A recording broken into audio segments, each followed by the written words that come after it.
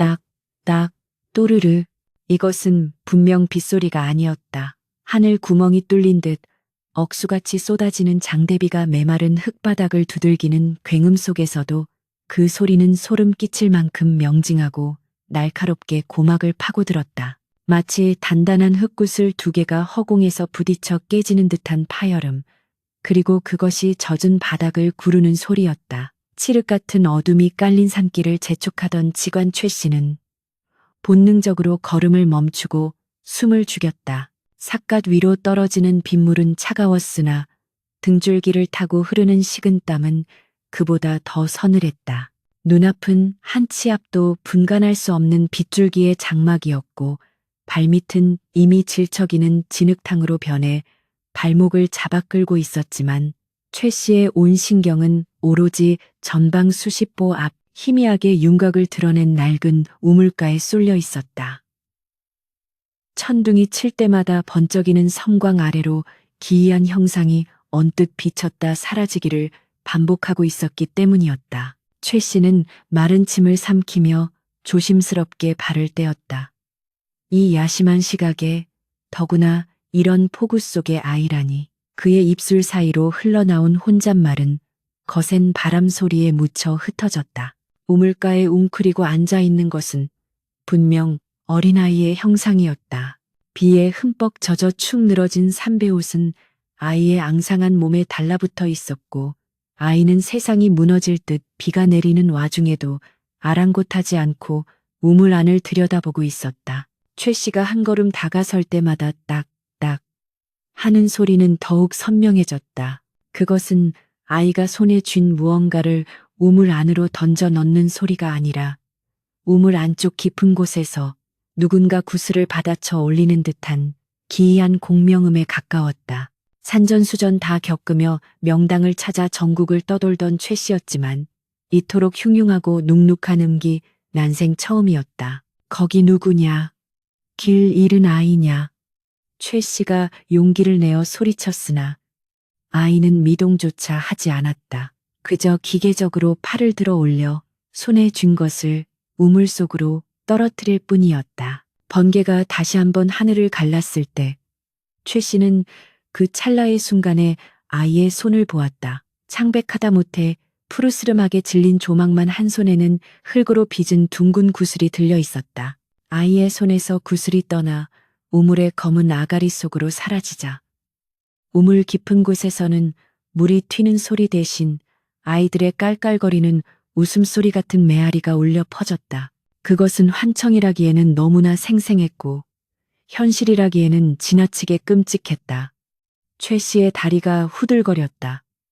그는 직감했다. 저것은 사람이 아니다. 이승의 미련을 끊지 못해 구천을 떠도는 원김이 틀림없었다. 그때였다. 웅크리고 있던 아이가 천천히 고개를 돌려 최 씨 쪽을 바라보았다.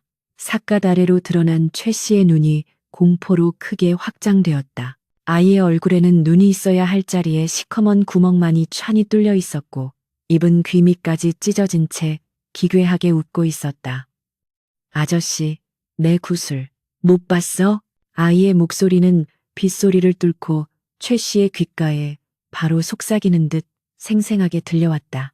그 목소리에는 어린아이의 천진난만함과 천년 묵은 원한이 뒤섞인 비릿한 살기가 서려 있었다. 최 씨가 비명을 지르며 뒷걸음질 치는 순간 아이는 우물 난간 위로 훌쩍 뛰어올랐다. 그리고는 망설임 없이 그 깊고 어두운 우물 속으로 몸을 던졌다. 풍덩 하는 소리는 들리지 않았다. 대신 우물 안에서 솟구쳐 오른 검은 물기둥이 마치 살아있는 뱀처럼 허공을 휘감았다가 빗물과 섞여 사방으로 흩뿌려졌다. 최 씨는 혼비백산하여 바닥에 주저앉았다가 정신을 차리고 마을 쪽으로 내달리기 시작했다. 진흙탕에 미끄러지고 나뭇가지에 얼굴이 긁히는 것도 느낄 겨를이 없었다. 그가 도착한 곳은 우물에서 멀지 않은 산비탈의 작은 마을이었다.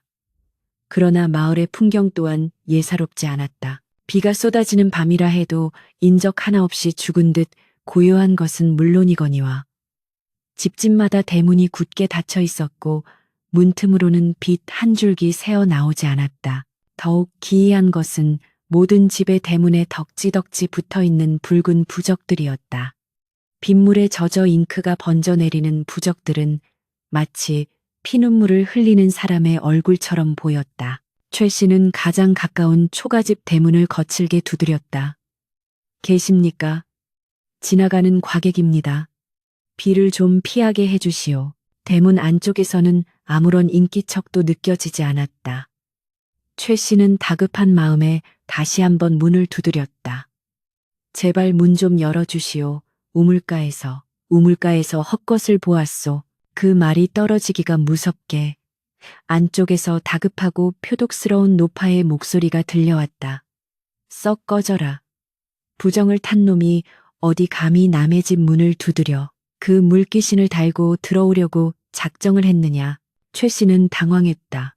보통의 인심이라면 비에 젖은 나그네를 박대하지 않을 터인데 이 마을 사람들은 마치 그가 올 것을 알고 있었던 것처럼 혹은 그가 본 것이 무엇인지 이미 알고 있는 것처럼 격한 반응을 보였다. 노보살님, 저는 직관입니다. 흉한 기운을 다스릴 줄 아는 사람입니다. 제발 하룻밤만 묵게 해주시면 이댁의 애군을 받으리리다. 직관이라는 말에 잠시 정적이 흘렀다. 삐걱거리는 소리와 함께 대문의 빗장이 풀리고 문이 아주 조금 열렸다. 문틈으로 쭈글쭈글한 눈 하나가 최 씨를 위아래로 훑어보았다. 직관이라고? 정말 귀신을 볼 줄 아는 게냐? 노파의 목소리는 떨리고 있었다. 최 씨가 고개를 끄덕이자 노파는 주위를 두리번거리고는 재빨리 손을 뻗어 최 씨의 소매를 잡아챘다. 빨리 들어와, 그 아이가. 복동이가 따라오기 전에 최 씨는 노파의 악력에 이끌려 집 안으로 들어섰고 노파는 황급히 대문을 걸어 잠그고도 모자라 소금을 한 줌 쥐어 문에 뿌렸다. 마당을 지나 들어선 방 안은 눅눅하고 퀴퀴한 냄새로 가득 차 있었다. 그것은 오래된 곰팡이 냄새 같기도 했고 썩은 물비린내 같기도 했다. 방 한가운데 놓인 호롱불이 위태롭게 흔들리고 있었다. 최 씨가 젖은 삿갓을 내려놓고 숨을 고르자 노파는 구석에 앉아 마른 수건을 던져주었다. 우물가에서 본 게 흙구슬을 가지고 노는 아이였지? 노파가 대뜸 물었다. 최 씨는 수건으로 얼굴을 닦으며 고개를 끄덕였다. 그렇습니다. 눈이 없고 우물로 뛰어드는 아이였습니다. 대체 그 우물에 무슨 사연이 있기에 그런 흉물이 나타나는 겁니까? 노파는 몸을 부르르 떨며 양손으로 귀를 막았다. 그녀의 눈동자는 공포로 팽창되어 허공을 응시하고 있었다. 비가 오는 날이면 어김없이 찾아와 마을 아이들을 하나씩 데려가려고 해. 벌써 10년째야. 이 지독한 비가 그치지 않는 것도 다 그놈의 원한 때문이지. 최 씨는 방 안을 둘러보았다. 벽면에는 온통 귀신을 쫓는다는 엄나무 가지와 쑥이 걸려 있었지만 그 효험은 이미 다한 듯 말라비틀어져 있었다. 직관으로서의 그의 눈에 이 집안, 아니 이 마을 전체를 감싸고 있는 기운은 단순한 원귀의 장난이 아니었다. 이것은 누군가의 지독한 악행이 낳은 업복의 덩어리였다. 복동이라 하셨습니까? 그 아이가 왜 우물 귀신이 된 겁니까? 최 씨의 물음에 노파는 입을 꾹 다물었다. 그녀의 주름진 얼굴에 복잡한 감정이 스쳐 지나갔다. 죄책감, 공포, 그리고 무언가를 숨기려는 은밀한 눈빛. 노파는 대답 대신 나지막하게 중얼거렸다. 우리는 어쩔 수 없었어. 다 같이 살려면 누군가는 희생해야 했어. 그때 방 밖에서 다시금 그 소리가 들려오기 시작했다. 딱, 딱. 이번에는 멀리 우물가가 아니었다. 바로 이 집의 지붕 위, 기와장 위에서 구슬이 구르는 소리였다. 소리는 점점 더 빨라지고 거칠어졌다. 마치 수백 개의 구슬이 한꺼번에 지붕을 두들기는 듯한 소음이 방 안을 울렸다. 노파는 비명을 지르며 이불 속으로 파고들었다. 왔어.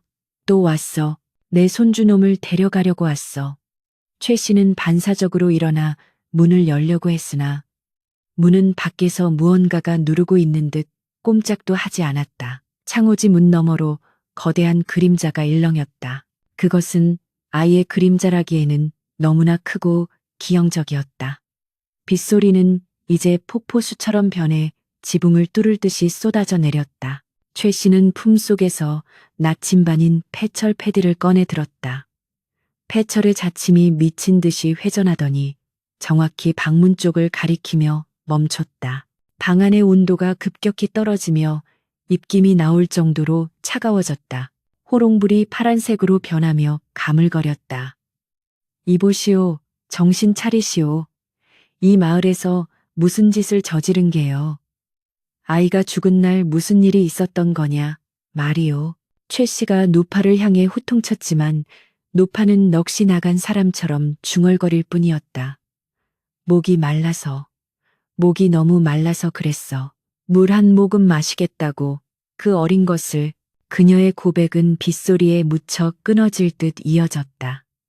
최 씨는 등골이 오싹해짐을 느꼈다. 이 원호는 단순히 억울하게 죽은 귀신이 아니었다. 마을 사람 전체의 광기와 이기심이 만들어낸 괴물이었다. 그 순간 방문의 창호지가 천천히 젖어들기 시작했다. 빗물이 스며드는 것이 아니었다. 문 밖에서 누군가가 축축한 손바닥을 문종이에 대고 누르는 형국이었다. 작고 앙증맞은 손바닥 자국 하나가 생겨나더니 그 옆으로 또 하나, 그리고 또 하나가 나타나며 순식간에 방문 전체가 수십 개의 젖은 손자국으로 뒤덮였다. 놀자, 나랑 놀자. 아이의 목소리가 방 안가득 울려 퍼졌다. 그것은 천장에서도 바닥에서도 노파의 이불 속에서도 들려왔다. 최 씨는 부적을 꺼내 들고 주문을 외우려 했으나 젖은 손자국 중 하나가 문종이를 찢고 불쑥 방 안으로 들어왔다. 그 손에는 진흙이 잔뜩 묻은 흙구슬 하나가 쥐어져 있었다. 구슬은 대구르르 굴러 최 씨의 발치에 멈췄다. 최 씨가 그 구슬을 내려다보는 순간 그는 경악을 금치 못했다. 그것은 흙으로 빚은 구슬이 아니었다. 그것은 사람의 눈알이었다. 하얗게 탁해진 동공이 최 씨를 올려다보고 있었다. 노파의 비명소리가 끊어지고 방 안에는 정막만이 감돌았다. 문 밖에 빗소리마저 멈춘 듯한 고요 속에서 문고리가 천천히, 아주 천천히 돌아가기 시작했다. 끼익 하는 새 긁는 소리가 최 씨의 심장을 옥죄어 왔다. 그는 알 수 있었다. 이 문이 열리면 감당할 수 없는 진실과 마주하게 되리라는 것을. 그리고 그 진실은 10년 전 가뭄이 들었던 그 여름날 말라가는 우물가에서 벌어진 참혹한 비극과 연결되어 있음을. 최 씨는 패처를 단단히 쥐고 문을 향해 자세를 고쳐 잡았다. 문이 열리는 찰나 차가운 바람과 함께 비릿한 물 냄새가 훅 끼쳐 들어왔다. 어둠 속에서 드러난 것은 아이의 형상이 아니었다.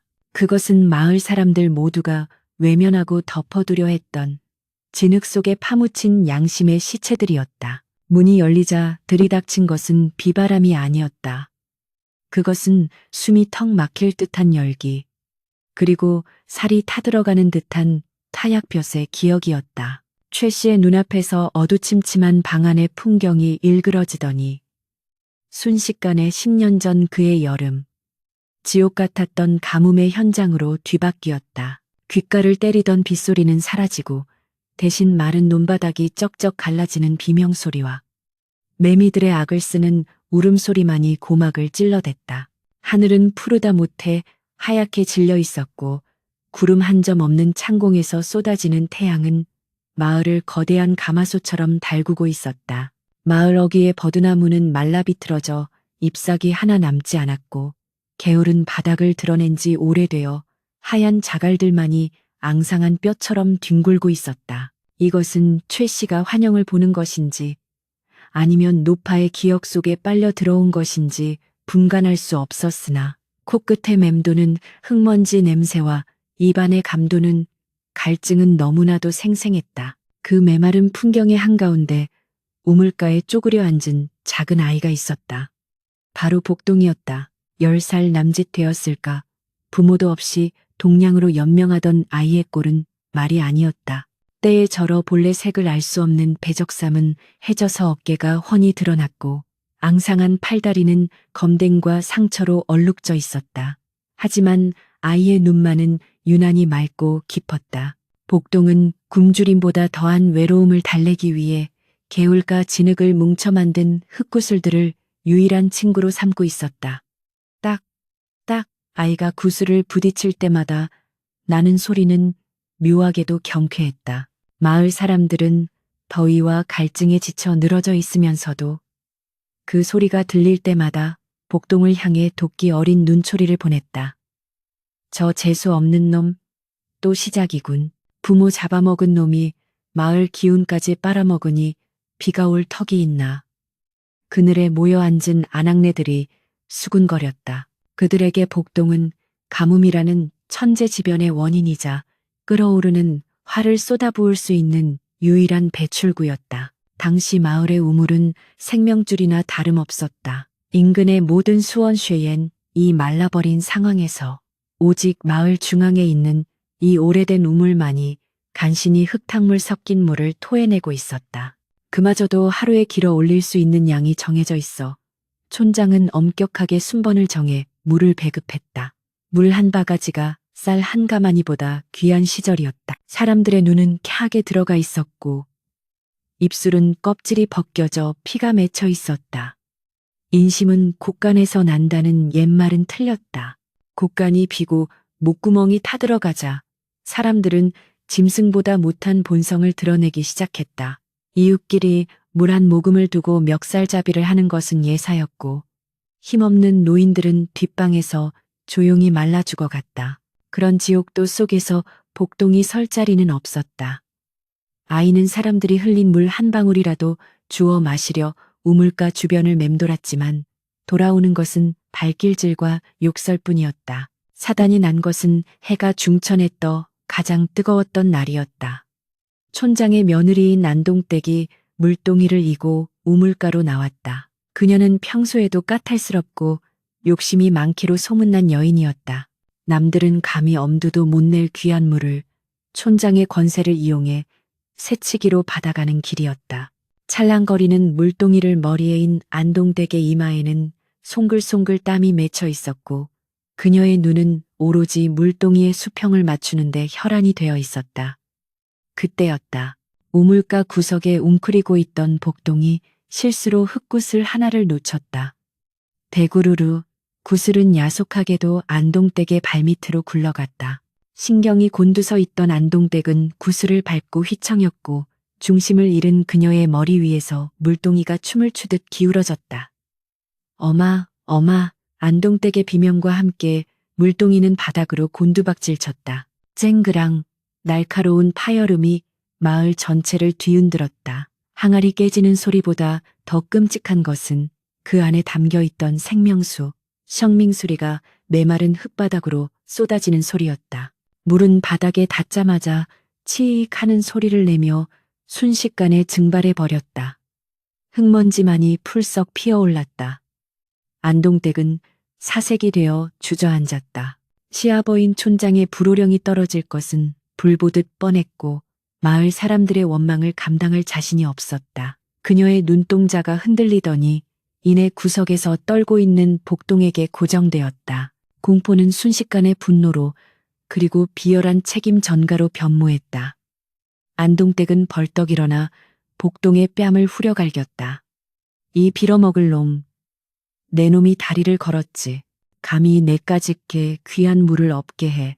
아, 아닙니다. 저는 그저 구슬을. 복동이 울먹이며 변명하려 했지만 안동댁의 고함 소리에 묻혀버렸다. 동네 사람들, 이놈 좀 보세요. 이 천하의 죽일 놈이 물동이를 깨뜨렸어요. 내가 지나가는데 일부러 돌을 던졌다고요? 안동댁의 거짓말은 순식간에 퍼져나갔다. 소란을 듣고 달려나온 마을 사람들의 눈에 핏발이 서기 시작했다. 그들은 엎어진 물동이와 젖은 흙바닥을 보며 이성을 잃었다. 며칠 동안 물 한 모금 제대로 마시지 못한 청년들이 쇠스랑과 몽둥이를 들고 달려들었다. 저놈이 우리를 다 죽이려고 작정을 했구나. 누군가 소리치자 군중 심리는 들불처럼 번져나갔다. 복동은 뒷걸음질 쳤지만 이미 사람들은 우물가를 겹겹이 포위하고 있었다. 죽여라. 저런 놈은 살려도 봤자 밥만 축낸다. 부정을 타서 비가 안 오는 거야. 저놈을 없애야 비가 온다. 사람들의 고함 소리는 매미 소리보다 더 시끄럽게 울려 퍼졌다. 복동은 흙바닥에 무릎을 꿇고 손이 발이 되도록 빌었다. 잘못했습니다. 다시는 안 그러겠습니다. 제발 물 한 모금만. 그러나 아이의 애원 섞인 목소리는 사람들의 광기를 더욱 부추길 뿐이었다. 그들은 자신들의 무능함과 고통을 쏟아부을 희생양이 필요했다. 복동은 그저 운이 없었던 것이 아니다. 그는 마을의 모든 불행을 뒤집었어야 할 운명으로 내몰리고 있었다. 촌장이 인파를 해치고 나타났지만 그 또한 깨진 물동이를 보고는 얼굴을 일그러뜨렸다. 며느리의 실수를 덮기 위해서라도 희생양이 필요했던 촌장은 짐짓 엄한 표정으로 지팡이를 들어 복동을 가리켰다. 네 이놈, 하늘이 무섭지도 않느냐. 내 놈의 사악한 기운이 우물을 마르게 하는 게야.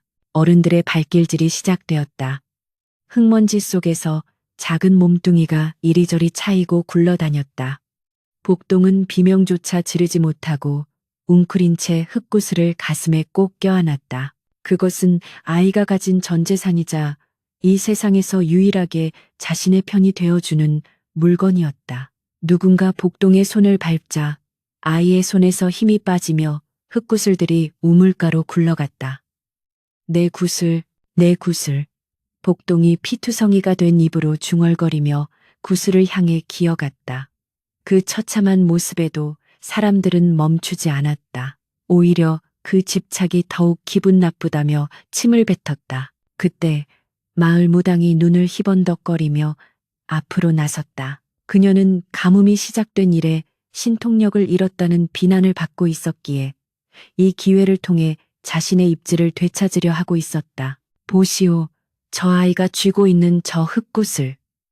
저게 바로 우물신의 누나를 흉내낸 흉물입니다. 저놈이 저걸로 우물의 기운을 막고 있어요. 무당의 터무니없는 모함은 굶주린 이들에게는 절대적인 진리처럼 들렸다. 사람들은 공포와 증오에 사로잡혀 올소를 연발했다. 무당은 찢어지는 목소리로 외쳤다. 부정을 씻어내야 합니다. 저놈을 우물가에서 쫓아내는 걸로는 부족해요. 저놈이 더럽힌 우물을 저놈의 피로 씻어내야 비가 내릴 것입니다. 그것은 살인교사나 다름없었지만 아무도 이 일을 제기하지 않았다.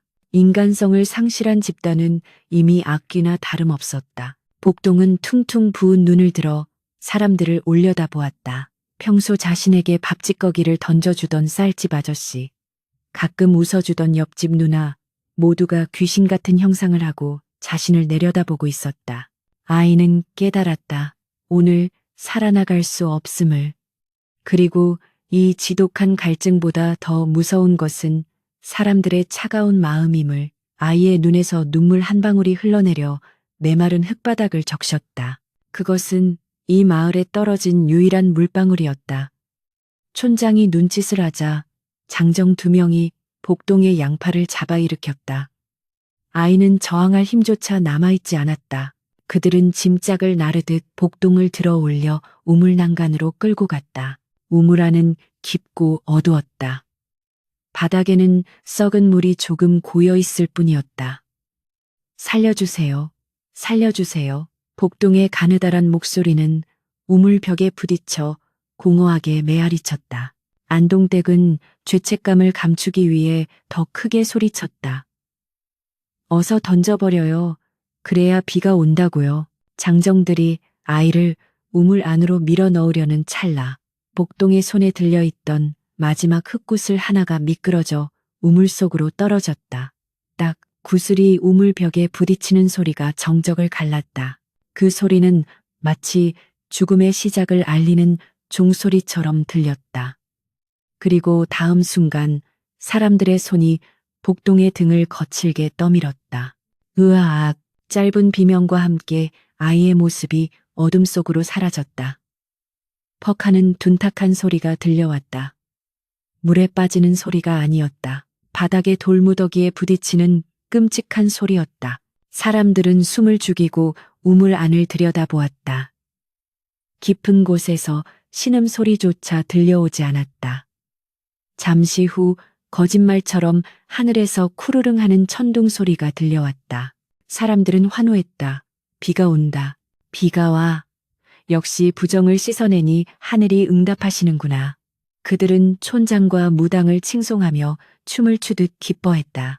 하지만 그 누구도 알지 못했다. 하늘이 내리려는 것은 축복의 단비가 아니라 억울하게 죽은 아이의 피눈물과 같은 저주 섞인 폭우라는 것을.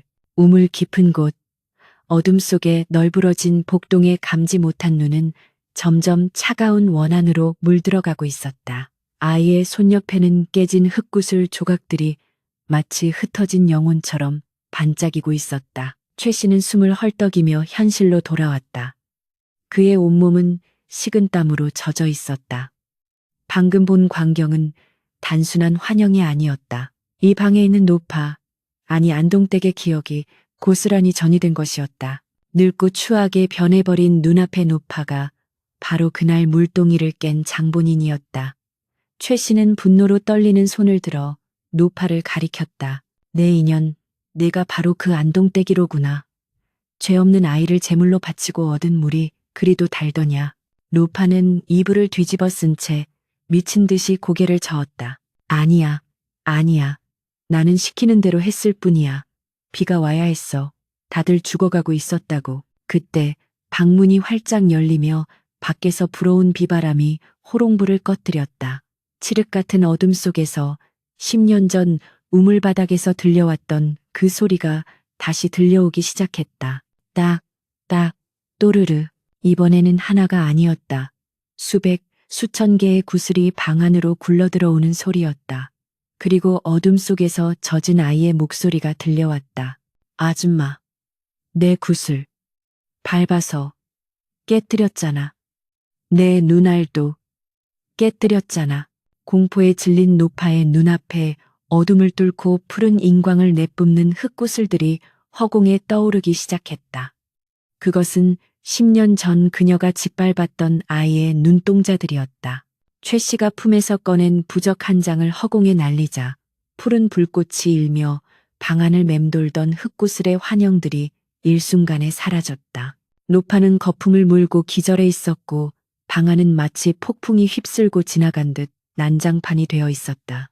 최 씨는 가쁜 숨을 몰아쉬며 이마에 흐르는 땀을 닦아냈다. 단순한 원귀의 장난이 아니었다. 이것은 마을 전체를 휘감고 있는 거대한 저주돌의 소용돌이였고 그 중심에는 10년 전의 그 참혹한 사건이 털리를 틀고 있었다. 방금 본 환영 속의 진실, 즉 가뭄을 핑계로 어린아이를 산채로 수장시킨 마을 사람들의 광기는 최 씨의 가슴 속에 뜨거운 분노를 지폈다. 그는 쓰러진 노파를 뒤로하고 방을 나섰다. 밖은 여전히 하늘이 뚫린 듯 비가 쏟아지고 있었다. 빗줄기는 더욱 거세져 마치 하늘이 이 마을을 지워버리려는 듯했다. 최 씨는 진흙탕을 헤치며 마을 중앙에 위치한 기와집으로 향했다. 마을에서 유일하게 불빛이 새어나오는 곳, 바로 촌장의 집이었다. 어둠 속에서 빗소리에 섞여 두런거리는 말소리가 들려왔다. 최 씨는 발소리를 죽이고 담장 밑으로 기어가 사랑방 문틈으로 안을 엿보았다. 방 안에는 백발이 성성한 촌장과 마을의 유지들, 그리고 화려한 무복을 입은 무당이 둘러앉아 심각한 표정으로 이야기를 나누고 있었다. 방 한가운데에는 붉은 천으로 덮인 기이한 항아리가 놓여 있었고 그 주위로 촛불들이 위태롭게 흔들리고 있었다. 촌장의 얼굴은 10년 전에 위세등등하던 모습은 온데간데 없고 병색이 완연하고 공포에 질려 있었다. 무녀님, 도대체 언제까지 이 비가 계속되는 겁니까? 우물물은 이미 썩어서 마실 수가 없고 마을 사람들 몸에는 원인 모를 부스럼이 번지고 있습니다. 밤마다 들리는 저 구슬 소리에 다들 미쳐가고 있단 말입니다. 촌장의 목소리는 갈라져 있었다. 그러자 무당이 음산한 미소를 지으며 부채를 쫙 펴들었다. 그녀의 눈매는 뱀처럼 날카로웠다. 그러게 내가 뭐라 했습니까? 10년 전 그 아이, 복동이 놈의 원한이 보통이 아니라고 하지 않았습니까? 놈은 외로운 겁니다. 차가운 우물 바닥에서 홀로 구슬치기를 하려니 얼마나 심심하겠습니까? 좌중이 술렁거렸다.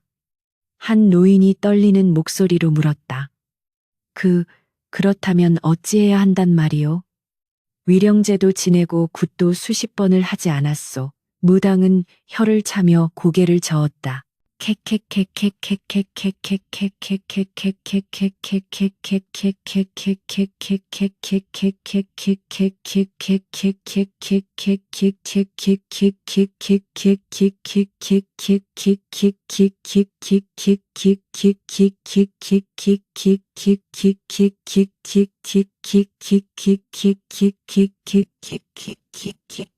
영원히 함께 놀아줄 살아있는 친구 말입니다. 그 말에 방 안의 공기가 얼어붙었다. 최 씨는 숨을 멈추었다. 설마 또다시 같은 짓을 반복하려는 것인가? 인간의 탈을 쓰고 어찌 저리도 악독할 수 있단 말인가? 촌장이 마른 침을 삼키며 조심스럽게 물었다. 살아있는 친구라니? 설마 산 사람을 제물로 바치라는 게요?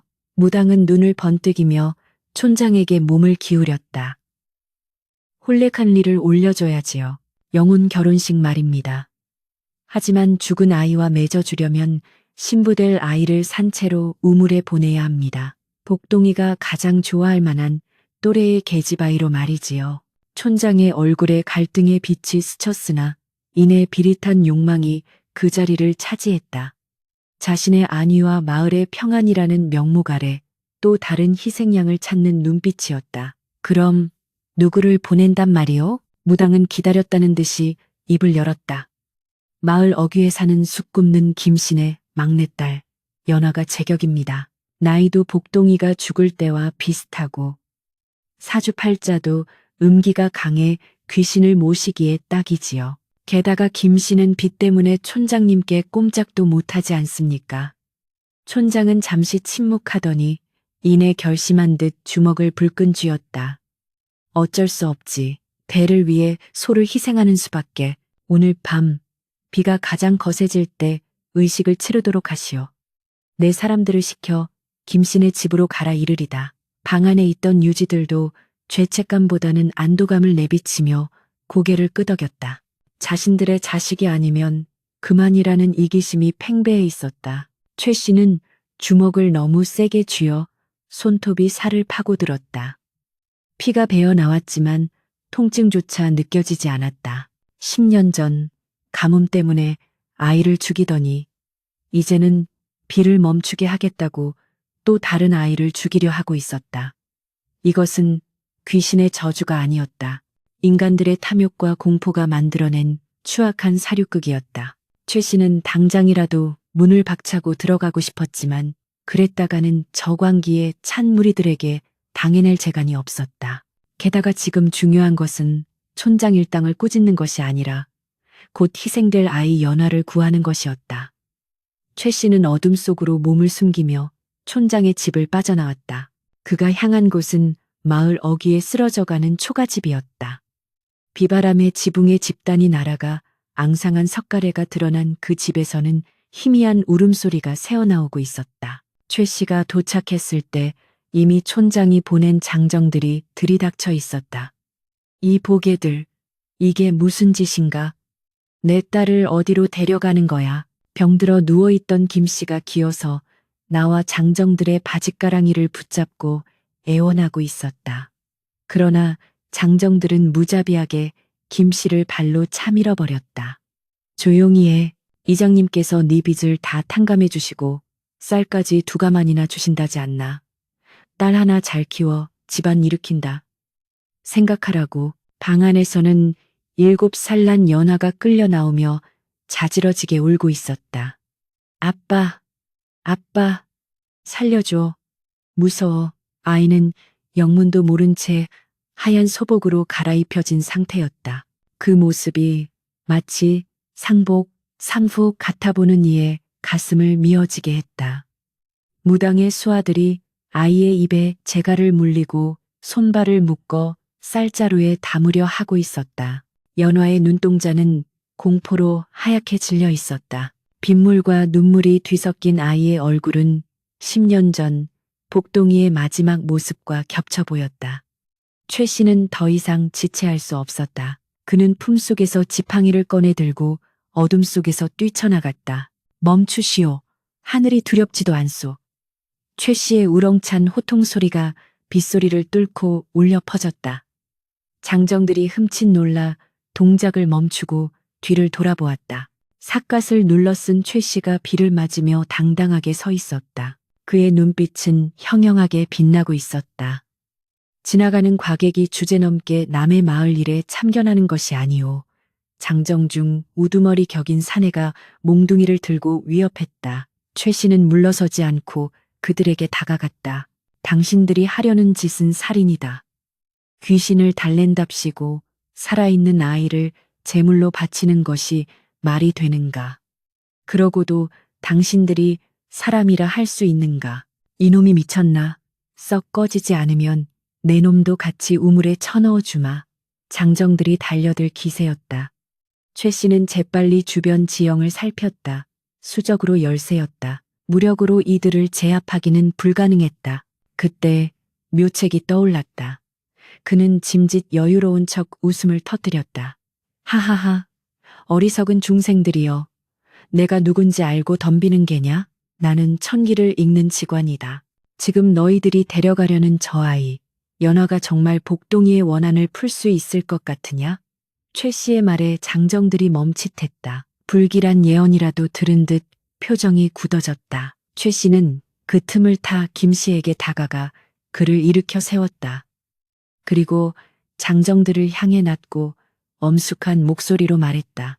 이 아이는 기가 너무 약해 우물에 들어가는 순간 혼이 부서질 것이다. 그러면 복동이의 원한은 더욱 커져 우물물이 핏물로 변하고 이 마을 사람들은 7날 안에 모두 피를 토하고 죽게 될 것이다. 내 말이 거짓 같으냐? 최 씨가 패처를 꺼내 보이자 자침이 미친 듯이 돌다가 정확히 우물 쪽을 가리켰다. 장정들은 공포에 질려 뒷걸음질 쳤다. 그들은 미신의 맹목적인 시골 사람들이었다. 직원의 말 한마디가 주는 무게감은 컸다. 하지만 그때 어둠 속에서 무당이 나타났다. 촌장과 함께였다. 무당은 싸늘한 눈빛으로 최 씨를 노려보았다. 어디서 굴러먹던 개뼈다귀가 신성한 의식을 방해하는구나. 저놈의 혓바닥에 놀아나지 마라. 이 비를 멈추게 할 방법은 오직 신부를 바치는 것뿐이다. 무당이 방울을 흔들자 딸랑딸랑 하는 소리가 요란하게 울렸다. 그 소리는 마치 최면처럼 장정들의 이성을 마비시켰다. 잡아라. 저놈을 묶어라. 그리고 아이를 어서 우물로 데려가라. 촌장의 고함과 함께 장정들이 다시 최 씨에게 달려들었다. 최 씨는 지팡이를 휘둘러 첫 번째 달려든 사내의 정강이를 가격했지만 곧이어 덮친 서너 명의 장정들에게 제압당하고 말았다. 진흙탕에 얼굴이 처박힌 최 씨의 눈앞으로 쌀자루에 담긴 연화가 끌려가는 모습이 보였다. 아빠, 아저씨, 자루 안에서 들려오는 아이의 희미한 목소리가 최 씨의 심장을 후벼 팠다.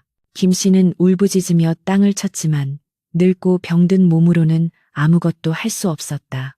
마을 사람들은 횃불을 들고 행렬을 이루어 우물가로 향했다. 그들의 모습은 마치 지옥으로 향하는 장례 행렬 같았다. 폭우는 그칠 줄 모르고 쏟아졌고 천둥 소리는 더욱 요란해졌다.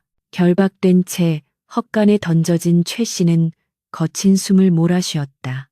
밧줄은 단단했고 밖에는 감시자가 서 있었다. 이대로라면 연화는 죽는다. 그리고 복동의 원한은 영원히 풀리지 않을 것이다. 최 씨는 눈을 감고 정신을 집중했다. 힘으로 풀 수 없다면 지혜로 풀어야 했다. 그는 마을의 지세디스를 떠올렸다. 이 마을은 본래 물이 귀한 곳이 아니었다. 수맥이 흐르는 곳을 촌장의 집터가 억누르고 있는 형국이었다. 그리고 그 우물, 복동이가 빠져 죽은 그 우물은 단순한 우물이 아니라 지하에 수맥이 모이는 용혈 농쉐이였다. 촌장은 그 사실을 알고 있었을까? 아니, 무당은 알고 있었을 것이다. 그들은 아이를 제물로 바치는 척하면서 사실은 자신들의 죄를 덮고 마을 사람들의 공포를 조종하려는 것이었다. 이대로 당하고만 있을 수는 없다. 최 씨는 품속에 숨겨둔 작은 단도를 꺼내기 위해 몸을 비틀었다. 손목이 까져 피가 흘렀지만 멈추지 않았다. 드디어 밧줄이 느슨해졌고 그는 간신히 결박을 풀 수 있었다. 그는 감시자가 조는 틈을 타 헛간 뒷벽에 썩은 널빤지를 뜯어내고 탈출했다. 밖으로 나오자마자 그는 우물가로 달렸다. 멀리서 구판이 벌어지는 소리가 들려왔다. 징소리와 꽹과리 소리가 빗소리와 섞여 기괴한 불협화음을 만들어내고 있었다. 우물가에 도착했을 때 상황은 절박했다. 연화는 우물 난간 위에 묶인 채 위태롭게 서 있었고 무당은 칼춤을 추며 주문을 외우고 있었다. 마을 사람들은 넋이 나간 듯 그 광경을 지켜보고 있었다. 촌장은 우산을 쓴 채 만족스러운 표정으로 서 있었다. 무당이 칼을 우물 안으로 던져 넣으며 외쳤다. 받으시오. 당신의 신부입니다. 그러자 장정들이 연화를 밀어 넣으려 했다. 바로 그때 최 씨가 우물가 옆에 서 있는 거대한 당산나무 위로 올라갔다. 그리고 있는 힘껏 소리쳤다. 멈춰라. 복동이가 왔다. 그와 동시에 최 씨는 품에서 미리 준비해둔 화약 가루가 든 주머니를 횃불 위로 던졌다. 팡! 하는 굉음과 함께 붉은 불꽃이 허공에서 폭발했다. 사람들은 비명을 지르며 바닥에 엎드렸다. 그 혼란스러운 틈을 타 최 씨는 당산나무에서 뛰어내려 우물 난간으로 착지했다. 그는 연화를 붙잡고 있는 장정의 손을 쳐내고 아이를 자신의 등 뒤로 숨겼다. 누구냐? 촌장이 소리쳤다. 최 씨는 번개가 번쩍이는 하늘을 등지고 서서 마치 저승사자처럼 서늘한 목소리로 말했다. 나는 억울하게 죽은 자들의 대변인이자 산자들의 죄를 심판하러 온 저승의 사자다. 촌장, 내 놈이 10년 전 복동이를 밀 때 복동이가 너의 발목을 잡았던 것을 기억하느냐? 최 씨의 말은 촌장의 폐부를 찔렀다. 아무도 모르는 사실, 오직 죽은 복동과 죽인 촌장만이 아는 비밀이었다. 촌장의 얼굴이 백지장처럼 하얗게 질렸다. 네, 내 놈이 그걸 어찌. 최 씨는 우물 안을 가리키며 소리쳤다. 복동이가 지금 이 우물 밑에서 올라오고 있다.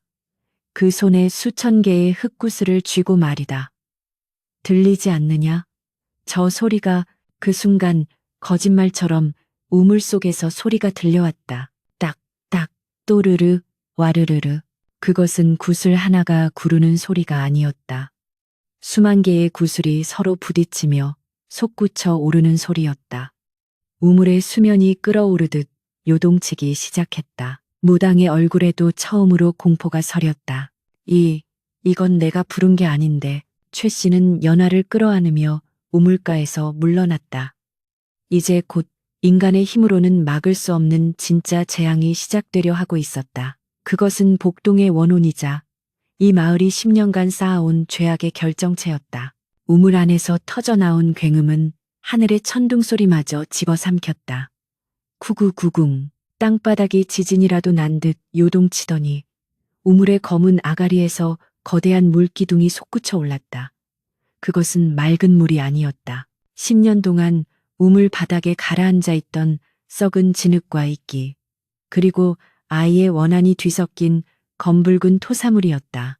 횃불의 불꽃들이 그 기세에 눌려 일제히 꺼져버렸고 사방은 순식간에 칠흑 같은 어둠에 잠겼다. 오직 하늘에서 내리꽂히는 번개만이 찰나의 순간 지옥도 디곡토로 변해버린 우물가를 비출 뿐이었다. 으악, 이게 뭐야? 돌이다. 돌이 날아온다. 마을 사람들의 비명이 빗소리를 뚫고 울려 퍼졌다. 우물에서 뿜어져 나온 것은 물뿐만이 아니었다. 최 씨의 경고대로 수만 개의 흙구슬들이 마치 화살처럼 사방으로 비산패산하고 있었다. 그것은 단순한 흙덩어리가 아니었다. 강철처럼 단단하게 굳은 진흙 뭉치들이었다. 타다닥 퍽퍽 구슬들은 정확히 사람들의 이마와 어깨, 정강이를 가격했다. 기이한 것은 그 구슬들이 아무에게나 날아가는 것이 아니라는 점이었다. 10년 전 복동이에게 돌을 던지고 발길질을 했던 자들, 며느리의 실수를 덮기 위해 거짓 증언을 했던 자들에게만 집중적으로 날아들고 있었다. 안동댁은 이미 이마가 찢어져 피를 흘리며 바닥을 기고 있었고, 복동을 우물에 던져 넣었던 장정들은 다리가 부러진 듯 주저앉아 고통에 몸부림쳤다. 최 씨는 연화를 품에 단단히 안고 당산나무 뒤로 몸을 피했다. 신기하게도 그들이 서 있는 곳으로는 구슬이 단 한 개도 날아오지 않았다. 연화는 공포에 질려 최 씨의 옷자락을 꽉 쥐고 있었지만 최 씨의 눈은 흔들림 없이 우물가 한복판을 응시하고 있었다. 그곳에는 촌장과 무당만이 아직 서 있었다. 무당은 미친 듯이 방울을 흔들며 주문을 외워대고 있었지만 그녀의 목소리는 공포로 갈라져 있었다. 물러가라. 썩 물러가라. 이 사악한 귀신아. 그러나 그녀의 방울 소리는 날아든 흙구슬에 맞아 챙그랑하고 깨져버렸고 무당 역시 어깨를 강타당하고 비명을 지르며 나뒹굴었다. 이제 남은 것은 촌장뿐이었다. 그는 갓이 벗겨지고 상투가 풀어헤쳐진 채 쏟아지는 흙구슬 비 속에서 허우적거리고 있었다. 이게 무슨 병고란 말이냐. 내가 무엇을 그리 잘못했기에. 그는 여전히 하늘을 향해 삿대질하며 자신의 무고함을 주장하고 있었다. 그 뻔뻔한 모습에 최 씨의 분노가 다시금 치솟았다. 최 씨는 연화를 나무 뒤에 숨겨두고 쏟아지는 폭우를 뚫고 촌장을 향해 걸어나갔다. 빗물이 최 씨의 얼굴을 때렸지만 그의 눈빛은 번개보다 더 형형하게 빛났다. 아직도 깨닫지 못했느냐. 이 어리석은 늙은이야. 최 씨의 호통 소리가 촌장의 귓가에 벼락처럼 꽂혔다. 촌장은 흠칫 놀라 최 씨를 바라보았다. 내 놈이 요술을 부린 것이냐. 촌장은 덜덜 떨리는 손으로 최 씨를 가리켰다. 최 씨는 코웃음을 쳤다. 요술? 천만에. 이것은 내 놈이 심어놓은 업보의 열매가 터진 것이다. 보아라. 저 우물 위를 보란 말이다. 최 씨의 손끝이 가리키는 곳, 끓어오르는 우물의 수면 위로 무언가가 천천히 떠오르고 있었다. 그것은 형체를 알아볼 수 없는 검은 물덩어리였으나 서서히 사람의 형상을 갖추어 가기 시작했다. 작은 키, 앙상한 팔다리, 그리고 흙구슬을 쥐고 있는 손, 복동이었다. 하지만 10년 전에 그 아이가 아니었다. 온몸이 진흙으로 뒤덮여 있고 눈구멍에서는 시커먼 흙탕물이 피눈물처럼 흘러내리는 원귀의 모습이었다. 마을 사람들은 그 끔찍한 형상에 압도되어 비명조차 지르지 못하고 숨을 죽였다. 복동의 원우는 촌장을 향해 천천히 다가왔다. 발이 땅에 닿지 않고 허공을 미끄러지듯 움직였다. 할아버지, 물 줘, 목말라. 아이의 목소리는 새소리처럼 긁혀 나왔지만 그 말투만은 여전히 10년 전 그날처럼 애처로웠다. 촌장은 뒷걸음질치다 흙탕물에 미끄러져 엉덩방아를 부쉈다. 오지 마라. 나는 모르는 일이다. 네가 발을 헛디딘 게야. 그렇지, 안동댁이 그랬어. 나는 널 구하려고. 거짓말. 최 씨가 소리쳤다. 내 놈의 추악한 혓바닥을 언제까지 놀릴 셈이냐. 10년 전 그날 복동이는 스스로 떨어진 것이 아니다. 네가 밀었지. 단지 며느리의 실수를 덮기 위해서가 아니었어. 내 놈의 탐욕 때문이었다. 최 씨는 마을 사람들이 모두 들을 수 있도록 목소리를 높였다. 그 당시 가뭄이 극에 달했을 때 마을 밖 상인들이 물을 비싼 값에 사겠다고 제안했었지. 내 놈은 밤몰래 우물물을 길어다 팔아먹을 속셈이었다. 그런데 밤마다 우물가를 지키며 구슬치기를 하던 복동이가 그 광경을 목격했던 게야. 내 놈은 입막음을 위해 그리고 가뭄의 희생양을 만들기 위해 그 어린 것을 사지로 몰아넣은 것이다. 그것은 마을 사람들조차 모르던 충격적인 진실이었다. 빗속에 엎드려 있던 사람들은 경악한 표정으로 촌장을 바라보았다. 자신들은 물 한 모금이 없어 죽어가던 그때 촌장은 물을 팔아 배를 채우려 했고 그것을 들키자 아이를 죽였다는 말인가. 배신감과 분노가 공포를 넘어섰다.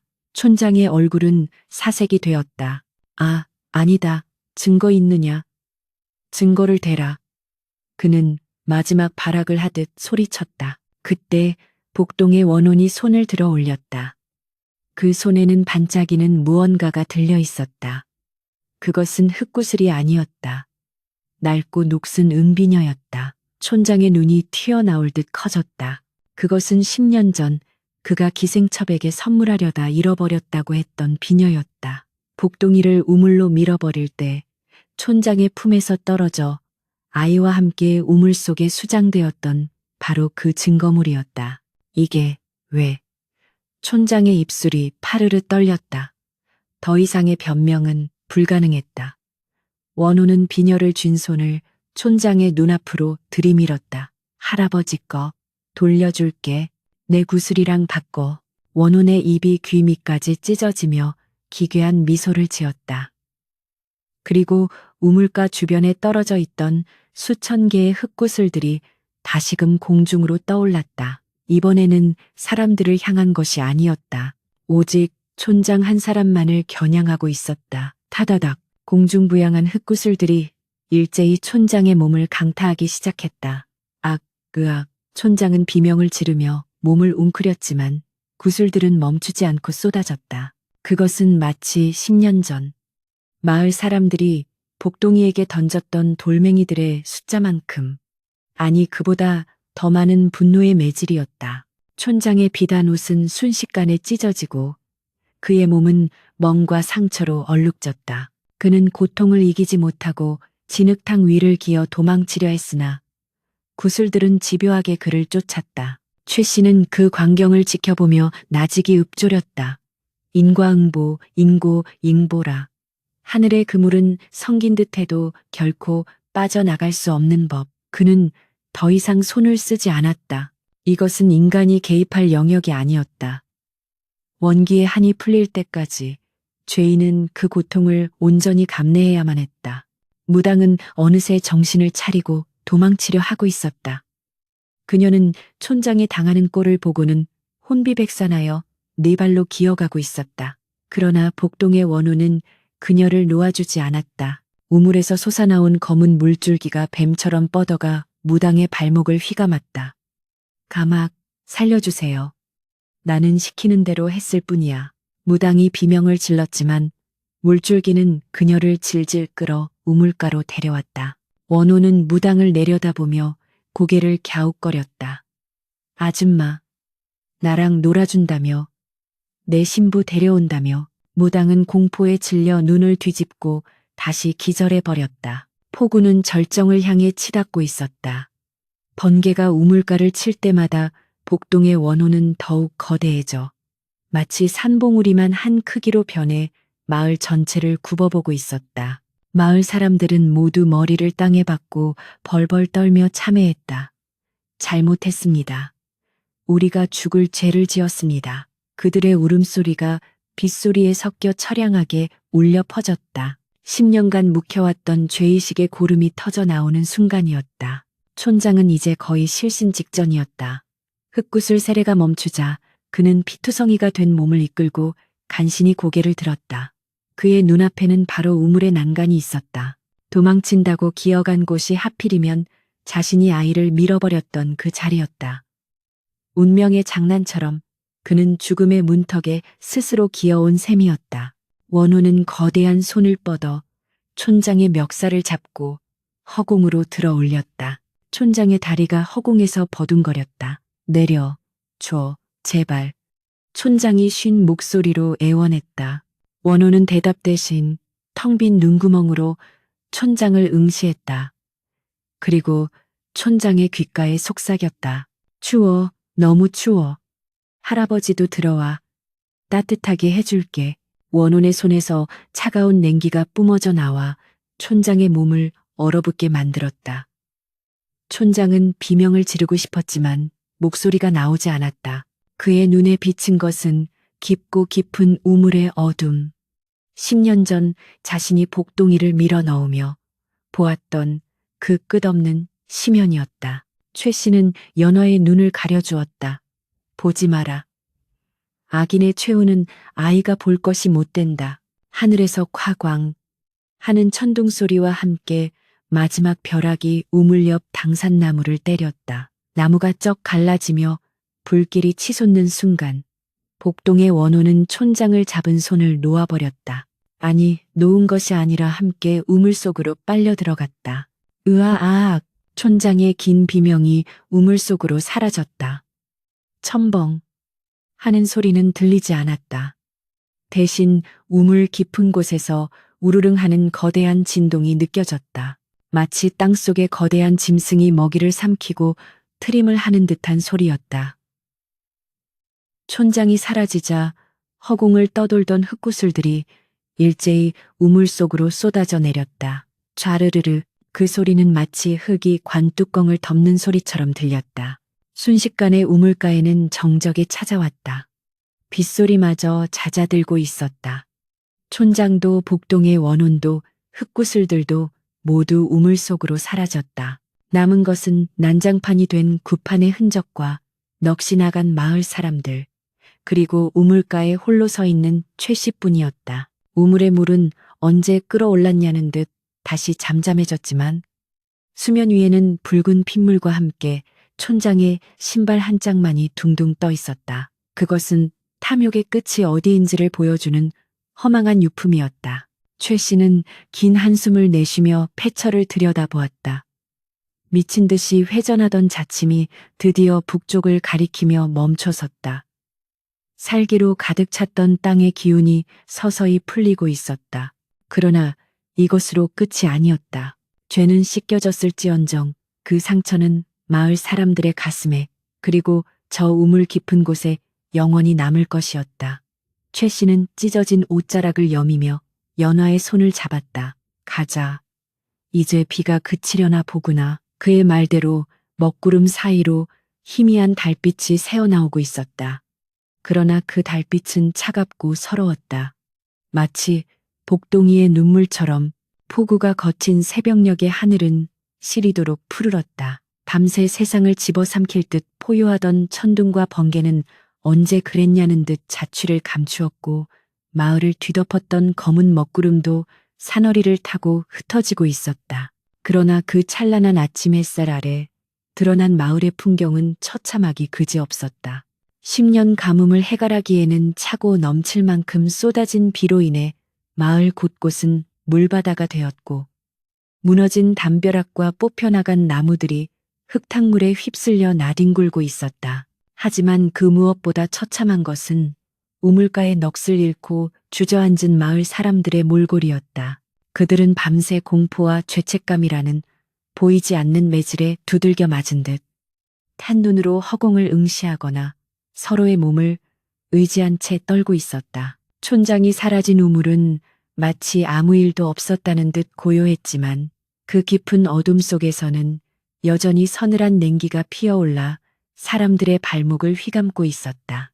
직원 최 씨는 밤새 한숨도 자지 못했다. 그는 젖은 옷을 말릴 생각도 하지 않은 채 우물가 한쪽에 조촐한 제사상을 차리고 있었다. 화려한 제물도 요란한 꽹과리 소리도 없었다. 그저 깨진 옹기그릇에 담은 맑은 정화수 한 그릇과 품속에서 꺼낸 꽁보리 주먹밥 한 덩이, 그리고 마을 어귀에서 꺾어온 이름 모를 하얀 들꽃 한 송이가 전부였다. 그것은 10년 전 배고픔과 목마름에 시달리다 차가운 우물 속에서 홀로 죽어가야 했던 복동이를 위한 늦어도 한참 늦은 아침밥이었다. 이리 오너라. 최 씨가 부드러운 목소리로 연화를 불렀다. 아버지 김 씨의 품에 안겨있던 연화가 쭈뼛거리며 다가왔다. 아이의 눈은 아직도 공포에 젖어 있었지만 최 씨를 보는 눈빛만큼은 신뢰로 가득 차 있었다. 최 씨는 연화의 손에 들꽃을 쥐어주며 우물 쪽을 가리켰다. 복동이 오빠에게 죽어라. 이제 춥지도 배고프지도 말라고. 그리고 다시는 심심하게 혼자 두지 않겠다고 말해주거라. 연화는 고사리 같은 손으로 꽃을 들고 우물 난간으로 다가갔다. 그리고 까치발을 들고 우물 안을 들여다보며 나지막이 속삭였다. 오빠, 미안해. 이거 갖고 나랑 화해해. 이제 아프지 마. 연화가 꽃을 우물 안으로 떨어뜨리자 신기한 일이 벌어졌다. 꽃이 수면에 닿는 순간 탁하게 흐려져 있던 우물물이 순식간에 맑아지기 시작했다. 흙탕물과 이끼가 가라앉고 마치 거울처럼 투명한 물이 차오르기 시작한 것이다. 그 물은 점점 불어나 우물 난간 찰랑찰랑한 곳까지 차올랐다. 10년 만에 처음으로 우물이 제 모습을 찾은 것이었다. 최 씨는 그 광경을 보며 긴 숨을 토해냈다. 이제야 그 아이가 눈을 감았구나. 마을 사람들도 하나둘씩 일어나 우물가로 모여들었다. 그들은 믿을 수 없다는 듯 가득 차오른 우물을 바라보았다. 며칠 전만 해도 바닥을 긁어야 겨우 나오던 흙탕물이 이제는 넘칠 듯 찰랑거리고 있었다. 목마름에 지친 한 노인이 떨리는 손으로 바가지를 들어 물을 한 모금 마셨다. 꿀꺽. 목을 대가 넘어가는 소리가 정적을 깼다. 사람들의 시선이 노인에게 집중되었다. 노인은 물을 마신 후 입가를 닦으며 멍하니 허공을 바라보았다. 어떻습니까? 물맛이? 누군가 조심스럽게 물었다. 노인은 천천히 고개를 끄덕였다. 시원하네. 그 말에 사람들은 앞다투어 우물로 달려들어 물을 퍼마시기 시작했다. 그들은 허겁지겁 물을 들이키며 생명의 기쁨을 만끽했다. 그러나 잠시 후 물을 마신 사람들의 표정이 묘하게 일그러지기 시작했다. 그런데 이 맛이, 흙냄새가 나는구먼. 그렇다. 물은 더없이 맑고 시원했지만 목구멍을 넘어간 뒤에는 혀끝에 씁쓸하고 비릿한 흙맛이 감돌았다. 그것은 일반적인 흙냄새가 아니었다. 비 오는 날 진흙탕에서 뒹굴던 흙구슬의 냄새, 혹은 깊은 땅속에 묻혀있던 오래된 한글의 냄새였다. 사람들은 찝찝한 표정으로 서로를 쳐다보았지만 아무도 물을 뱉어내지는 못했다. 이 물이 없으면 그들은 살 수 없기 때문이었다. 최 씨는 그 모습을 보며 씁쓸하게 웃었다. 그 물은 복동이가 너희에게 주는 마지막 자비이자 영원한 형벌이다. 물은 너희의 목숨을 살려주겠지만 너희는 평생 그 물을 마실 때마다 그 아이의 흙구슬 맛을 기억해야 할 것이다. 입안에서 느껴지는 그 흙냄새가 바로 너희가 지은 죄의 무게임을 잊지 말거라. 최 씨의 일갈의 마을 사람들은 고개를 숙였다. 그제야 그들은 깨달았다. 촌장이 죽고 비가 왔다고 해서 모든 것이 끝난 게 아님을. 그들은 살아남았지만 죽을 때까지 죄책감이라는 멍에를 지고 살아가야 함을. 안동댁은 이마에 상처를 부여잡고 우물 앞에 무릎을 꿇고 오열했다. 잘못했습니다. 정말 잘못했습니다. 그녀의 회개는 너무 늦었지만 그래도 하지 않는 것보다는 나았다. 다른 사람들도 하나둘씩 무릎을 꿇고 맑은 우물물에 비친 자신들의 추한 얼굴을 들여다보며 눈물을 흘렸다. 우물물은 그들의 눈물까지 말없이 받아내고 있었다. 최 씨는 보찜을 챙겨 쏟다. 할 일은 끝났다. 억울한 원우는 달래주었고 탐욕스런 자는 심판을 받았으며 남은 자들에게는 깨달음을 주었다. 마을 사람들이 그를 붙잡으려 했으나 최 씨는 단호히 손을 저었다. 살해는 필요 없다. 내게 줄 돈이 있거든. 그 돈으로 복동이의 묘를 양지 바른 곳에 써주고 매년 제사나 정성껏 지내주거라. 그리고 다시는 욕심 때문에 사람을 버리는 짓을 하지 말거라. 그는 마지막으로 연화의 머리를 쓰다듬어 주었다. 너는 맑게 자라거라. 이 마을의 탁한 기운에 물들지 말고 저 우물물처럼 맑고 깊은 사람이 되어야 한다. 연화는 눈물을 글썽이며 고개를 끄덕였다. 최 씨는 뒤도 돌아보지 않고 마을을 떠났다. 질척이는 진흙길 위로 그의 낡은 집신 자국이 깊게 패었다. 그가 마을을 벗어나 고개를 넘을 때쯤 다시금 하늘에서 부슬부슬 비가 내리기 시작했다. 하지만 이번 비는 지난밤의 폭우와는 달랐다. 메마른 대지를 적시고 새 생명을 틔우는 부드러운 봄비였다. 최 씨는 비를 맞으며 혼잣말로 중얼거렸다. 귀신보다 무서운 것이 사람의 마음이라더니. 복동아, 이제 그만 흙구슬은 내려놓고 편히 쉬거라. 네가 던진 구슬이 저들의 양심을 깨웠으니 그것으로 되었다. 그의 뒷모습은 안개 속으로 서서히 사라졌다. 세월은 유수료쉐와 같이 흘러 어느덧 수십 년이 지났다. 그 산골 마을은 여전히 그 자리에 있었다. 하지만 풍경은 많이 변해 있었다. 마을은 예전보다 풍요로워졌고 사람들의 인심도 넉넉해졌다. 기와집들이 늘어섰고 눈밭에는 곡식이 무르익었다. 그러나 변하지 않은 것이 딱 하나 있었다. 바로 마을 한가운데 있는 오래된 우물이었다. 우물 주변에는 돌담이 정갈하게 쌓여 있었고 입구에는 복동정 부통징이라는 작은 비석이 세워져 있었다. 마을 사람들은 누구도 그 우물을 함부로 대하지 않았다. 물을 기르러 올 때는 항상 몸가짐을 바르게 했고 아이들도 우물가에서는 큰 소리로 떠들거나 장난치지 않았다. 그것은 공포 때문이 아니었다. 미안함과 고마움, 그리고 경외심이 섞인 일종의 신성한 의식과도 같았다. 촌장이 빠져 죽었던 그날 이후 마을에는 기이한 전통이 생겼다. 비가 오는 날이면 마을 사람들은 우물 뚜껑을 열어두고 흙으로 빚은 구슬 하나씩을 우물가에 놓아두었다. 복동이가 심심하지 않게 친구가 되어주겠다는 약속의 표시였다. 그리고 마을 사람들은 여전히 그 물을 마셨다.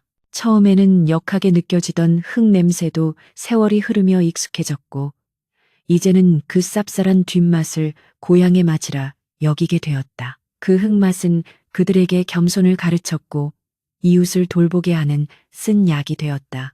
어느 늦가을 백발이 성성한 노파가 된 연하가 지팡이를 짚고 우물가로 나왔다. 그녀의 곁에는 증손주가 제잘거리며 따라오고 있었다. 증조 할머니, 이 우물에는 진짜 귀신이 살아요? 아이가 호기심 어린 눈으로 물었다. 연하는 주름진 손으로 아이의 머리를 쓰다듬으며 빙그레 웃었다. 귀신은 없단다. 다만 아주 외로웠던 아이가 살고 있었지. 이제는 꽃이 되어 잠들었지만 말이야. 연하의 시선이 우물가 돌틈을 향했다. 그곳에는 늦가을임에도 불구하고 시들지 않은 이름 모를 들꽃들이 군락을 이루어 피어 있었다. 동글동글하게 맺힌 꽃망울들이 마치 흙구슬처럼 보였다. 산들바람이 불어오자 꽃대들이 흔들리며 서로 부딪혔다. 사그락, 사그락. 그 소리는 예전에 딱, 딱 하던 섬뜩한 구슬 소리가 아니었다. 마치 맑은 영혼들이 속삭이는 듯한 혹은 아이들이 즐겁게 웃으며 구슬치기를 하는 듯한 평화로운 소리였다. 연화는 우물 안을 들여다보았다. 맑은 수면 위에 자신의 늙은 얼굴과 함께 파란 하늘이 비치고 있었다. 그리고 그 깊은 물속 어딘가에서 흙구슬을 손에 쥐고 환하게 웃고 있는 소년의 얼굴이 언뜻 스쳐 지나가는 듯했다.